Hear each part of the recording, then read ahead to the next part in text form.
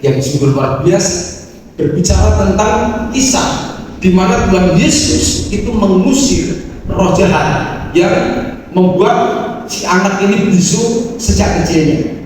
Jadi Matius pasal 9 itu berbicara masalah itu. Dan ayat firman Tuhan yang kita baca hari ini, yang semua yang sudah kita baca ini tadi Bapak Ibu, ini menyatakan bahwa memang Tuhan kita itu sungguh luar biasa. Saya sangat diberkati.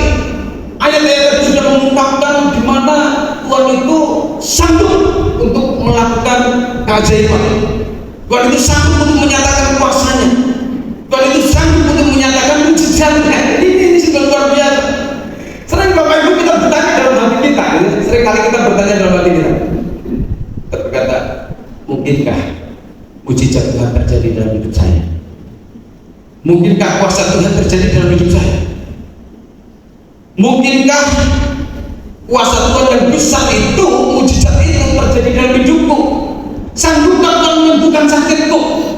Mungkin ada di antara kita yang sedang mengalami sakit. Seringkali kita berkata, Tuhan kok bisa Tuhan itu sanggup menyembuhkan aku?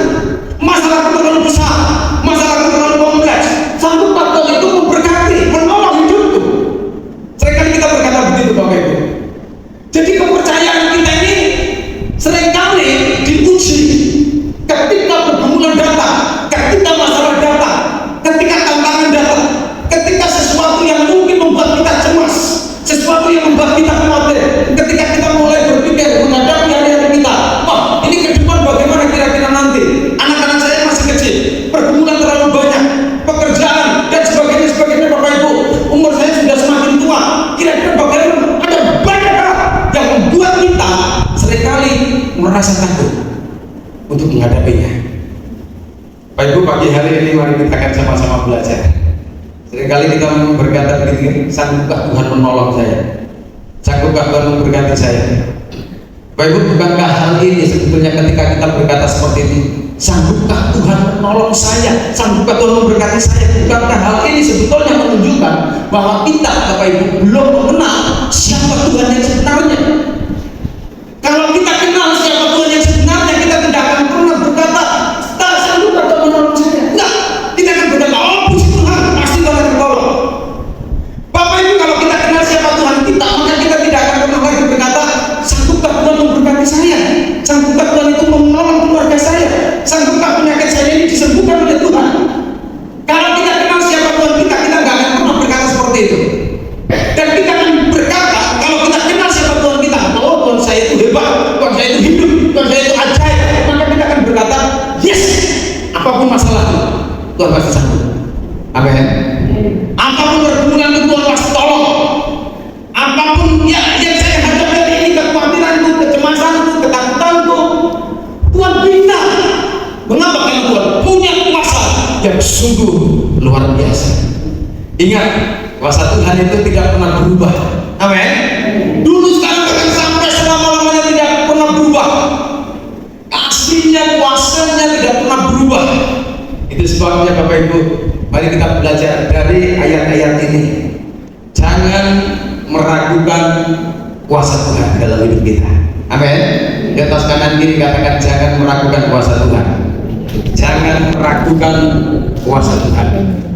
Haleluya. Satu pertanyaan Bapak Ibu, ketika saya coba menemukan ayat-ayat ini, saya coba bertanya kepada Tuhan, ini berbicara tentang kuasa Tuhan yang luar biasa. Saya nggak boleh ragu terhadap kuasa Tuhan itu. Saya nggak boleh ragu sebagai anak Tuhan, sebagai hamba Tuhan, saya harus percaya sungguh-sungguh. Muncul satu pertanyaan, next, ke perenungan kita, perenungan. Ya, bagaimana caranya agar saya ini tetap meyakini kuasa Tuhan? Saya tahu bahwa Tuhan saya itu hebat. Konsep yang ada dalam pikiran saya, Tuhan itu dahsyat, hebat itu Tuhan hebat. Alkitab mencatat itu. Ada banyak hamba-hamba Tuhan berkata seperti itu. Bahkan ada banyak anak-anak Tuhan yang lain yang diberkati Tuhan, yang merasakan kuasa Tuhan, yang menikmati mujizat Tuhan, berkata bahwa Tuhan itu luar biasa, berdasar aja. Nah, tapi bagaimana caranya supaya saya tetap meyakini kuasa Tuhan itu? Bagaimana caranya Bapak Ibu agar kita ini tetap meyakini kuasanya? Yang pertama, next Mas. Mari kita baca bersama-sama. 1, 2, 3. Percayalah Tuhan Yesus bisa melakukan hal-hal yang mustahil. Haleluya. Bapak Ibu, dari ayat yang ke-21 sampai dengan ayat yang ke-24 dari pembacaan tadi, di sana dikatakan seperti ini. Lalu Yesus bertanya kepada ayah anak itu. Ini kan ceritanya memang tadi sudah kita baca Bapak Ibu. Ada seorang anak itu yang kerasukan roh jahat, nggak bisa ngomong.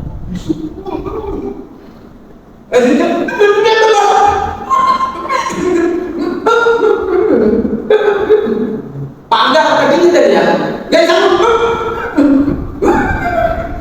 Biasanya Bapak Ibu itu kalau orang-orang seperti itu ketemu dengan atau mau tanya gitu ya, bingung kan kadang-kadang ini ngomong apa.